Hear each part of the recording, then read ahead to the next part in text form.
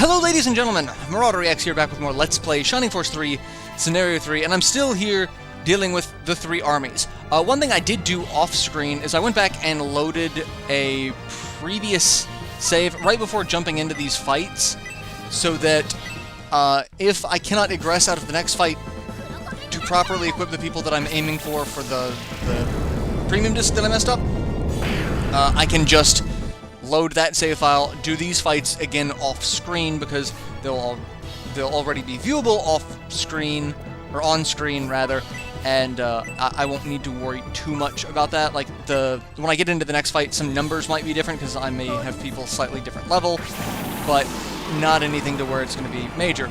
Because the one thing that... The problem I've faced with this is if we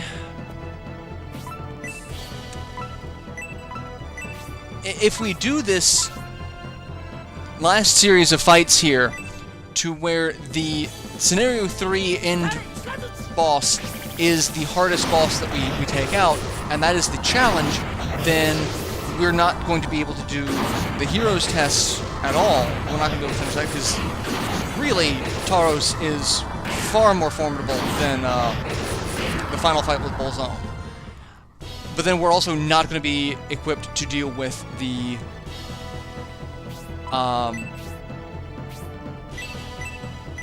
premium disc at all, because the premium disc kind of blows everything else out of the water. So that's the problem I've kind of started running into, is what do I want to be geared for? Do I want to be able to handle the end of the game with a challenge and not make it look like I'm just breezing through the final fight, because now I am? Or do I want to be prepared for the real fight that I know is coming up next? Because to me, the fight with Bulzome is the end of the story, but it's not the end of the fight, because I'm planning on doing the premium disc. I want to do the premium disc. It's such a fun and interesting throwback to so much Shining Force lore and history. And I thought that was, to me, the premium disc of Shining Force 3 is kind of the end of the Shining series. That was the last thing that Camelot did. That's it for me. That's game. And after that, like, the Shining games, like, I played some of the PS2 games, you know, they were alright, but they didn't have the same charm, same feel. And they're not going to. That's the problem. They're never going to.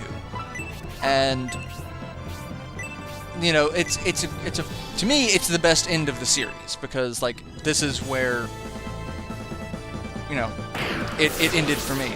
I'm gonna go through and play the other Shining games that I haven't you know, either Let's Played or recorded or anything like that. I'm still gonna do those, but, like, I don't know. It's really weird to try to describe, but, like, Shining Force 3, the story may not be completely over, but yeah, I don't know. It's weird. Especially since, you know, like I said, I don't want the end of the game to feel like it was too easy, but I also don't want I don't want the premium disc to be impossible, and it could very well be rather impossible, depending on how you go about it. So yeah, it's weird to me. I don't know. I'm rambling. I'm in a rambling mood. I don't know why. But all I know is I'm really just gonna tear through these guys like a hot knife through butter, because butter. Like, I am Paula Deen right now.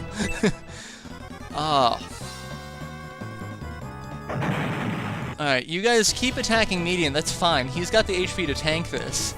He's got the defense to tank this. I haven't, after giving all of the items to people, I haven't really compared who's got what stats, and it's really hard to compare, especially between, like, people in different armies, because you don't get to access those armies like that without having to change completely the army. And so it's like you've got to either memorize like all of their stats or write them down or something, and then like switch to the other army. Check that out. So, and 26 damage. So yeah, it has 30 damage. I guess it's dark based, and because I have the Chaos Ring on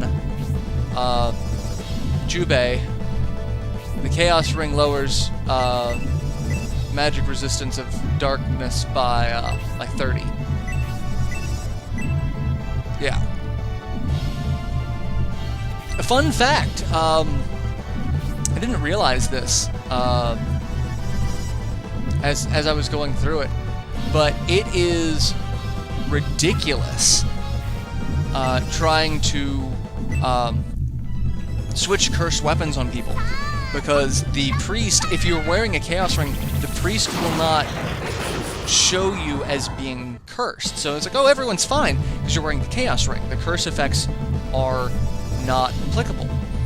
So you literally have to remove or unequip the Chaos Ring for the priest to say, oh yes, you're cursed, so that they can uncurse you so you can switch out a weapon. It's weird. It's weird. I can't do anything with you because you don't have Zephyrs. You don't have an offensive spell at the moment, and that's aggravating me. Alright, let's deal with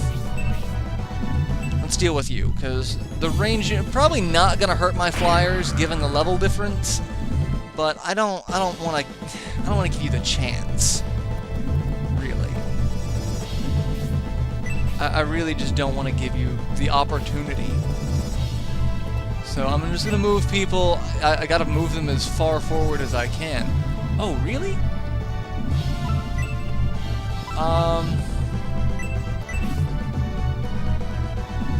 Yeah, why not?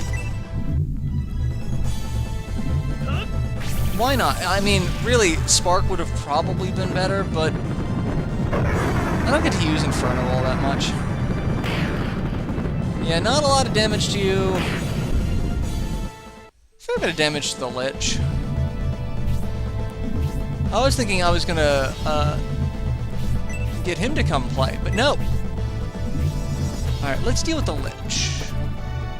I can't deal with the Lich. I am just out of range. So, alright. Take out the Dart Gunner. That's fine. Because that's what's gonna happen. The Dart Gunner's gonna be dead. Don't care. So, the guides that I've been looking at... Really, Gracia? I can send him up there, but I'm not gonna. I'm just... Everyone's gonna go through the choke point. It's fine. And now you're blocked in. That's fantastic. Dark Gunner. I like the Dart Gunners. They are just slightly different from the other Gunner enemies in terms of model. I like it. And you're gonna do Tornado? Tornado 4.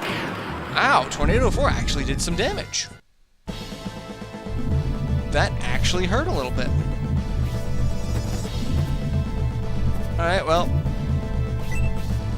That's the end of that fight, and now we're back to Symbiosis. And Symbiosis Force is just going to be even more entertaining, because it's just...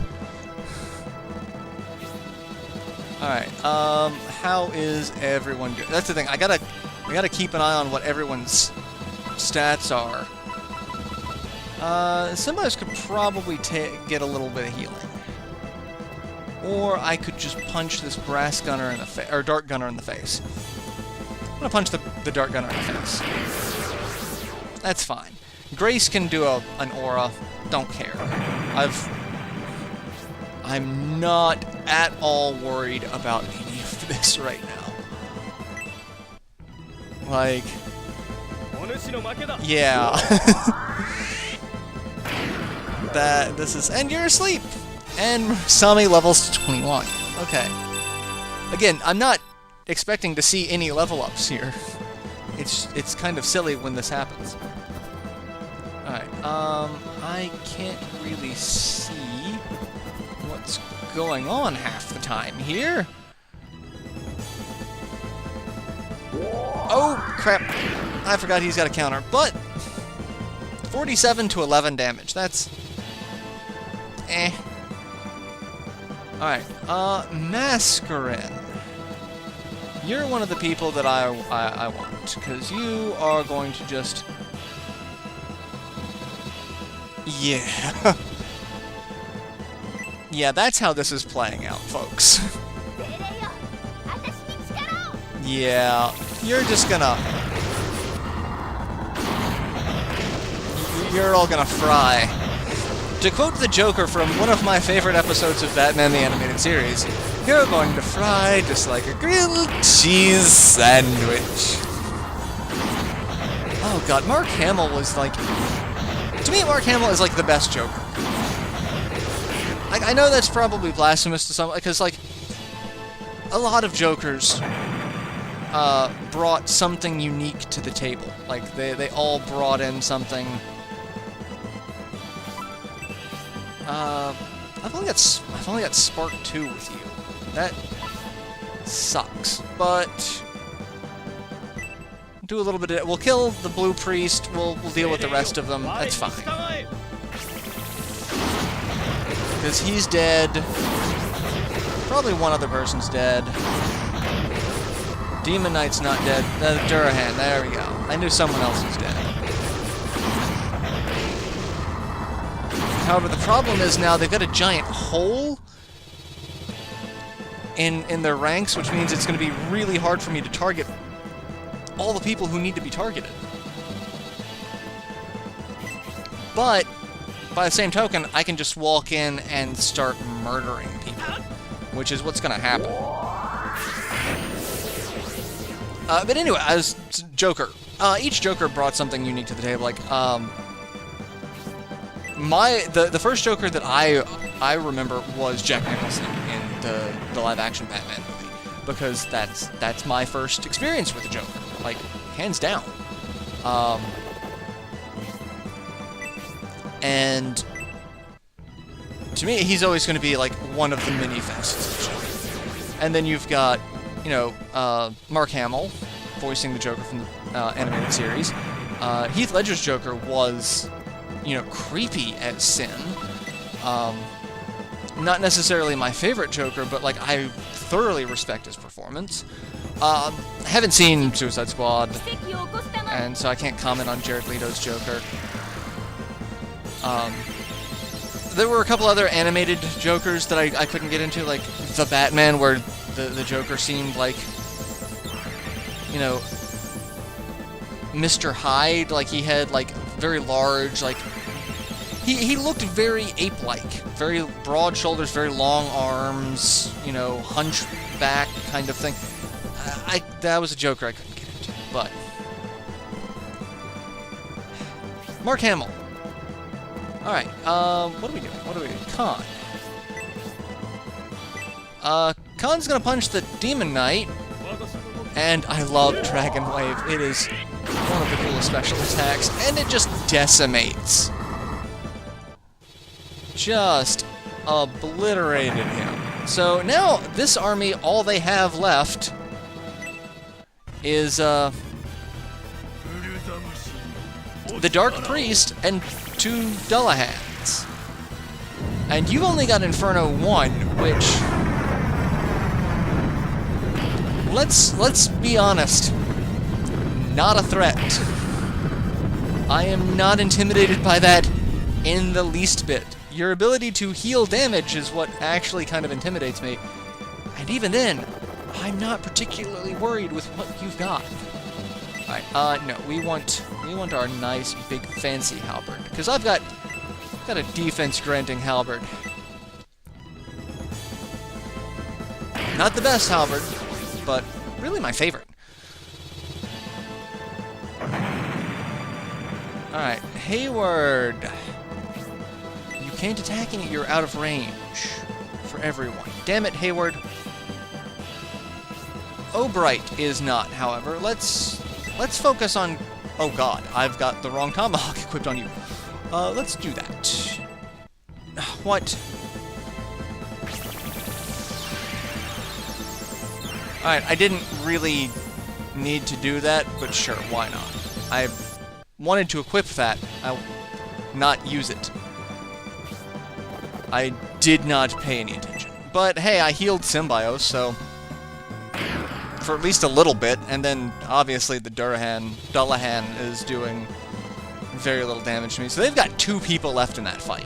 Symbios' force is mopping up.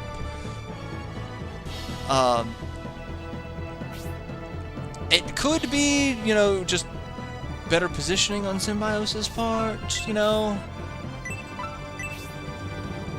But, you know, I'm gonna go with the fact that I think Symbios' force is the best. Like, that's... If we're gonna talk about favorite Jokers, I'm gonna talk about favorite forces. Symbios' force is my favorite force out of Shining Force 3. Like, Symbios' force, I have the most connection to them because, you know, Shining Force 3 Scenario 1 was the only one officially released in the US. Like,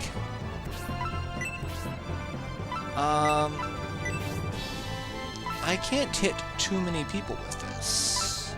So I'm going to just murder someone with a single target spell. Like you!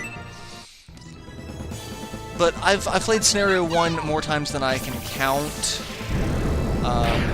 The story for Scenario 1 makes a little more sense to me. It's political, but not overly political. It's still got some really good moments to it. Whereas I think... Oh hey, Absolute Zero! And broke. 115 points of damage. Drop to sleep if you want. Don't care. But yeah, Scenario 3 is kind of... Like, Scenario 3 is good, Scenario 2 is good, but Scenario 1, that's... Oh, that, as they say, that is my jam. So, like, I love all the characters, I love the character designs. I think the character designs were the best in Scenario 1. Each scenario past it, they started getting a little wonky, a little bit, you know. So, like, a little over the top is a good way to put it. But yeah, Scenario 1, and so therefore I'm a little biased toward Symbios' group just a little bit. So always biased towards Symbios' group, and then I always see median. Like, median to me will always be very Tuxedo Maskian is the way that I could put it, because in Scenario 1, when Symbios' like in the story when Symbios' group was always like back against a wall, not entirely sure how they're gonna get out of this situation, like Median shows up and saves the day, and you know, Median's like, I'll take a little bit of, like, he's not gonna save you, but I'm gonna take a little bit of the stress off you, you know, handle a little bit of this. That way you can, you know, kick the ass that you're planning on kicking. And like, it's that trope to me that I don't know. It's yeah. Median's theme, the dragon flying through the battlefield theme of his when he shows up is just always going to be, well, that's, like I said, very Tuxedo Maskian. It's the best way I can put it. Alright, let's throw out an aura, heal everyone, and then we'll go until we start Julian's section, because we're about done with the turn order on this one. And even if we aren't, it's not like we can move too much farther ahead because terrain kind of slowing people down a little bit.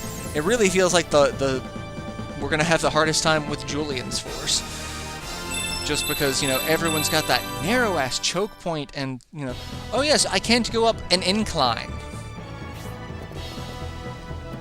All right, so what do we got here? What's left? We've got two Dullahans, 2 Dart Gunners, and a Lesser Demon, or Demonite, and then the boss. Okay.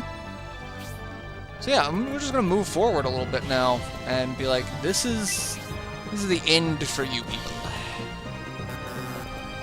And I can't move Garrosh forward at all, but at this point I guess that's kind of a good thing.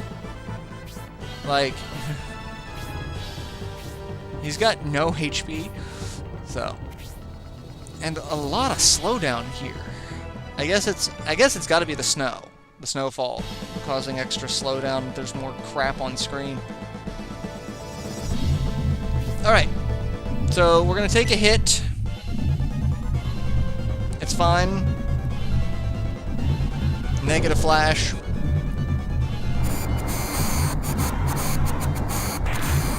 $31 damage for Spirit. Why did Spirit take so much damage? Jubei, I can kind of see. Is it 'cause we're moving forward? By the way, I gotta heal. So that's what I'm gonna start off doing, is having Isabella just throw out an aura. Don't care. She can recover the MP, especially by the time we get up there. We're all right. Alright, so yeah, I'm going to go ahead and end this episode here, and I'll see you all in the next installment, where I'm going to deal with the last of this riffraff, and be done with Braff. Haha, get it? It rhymes. I'm sorry, I apologize for that. So until then, later everyone.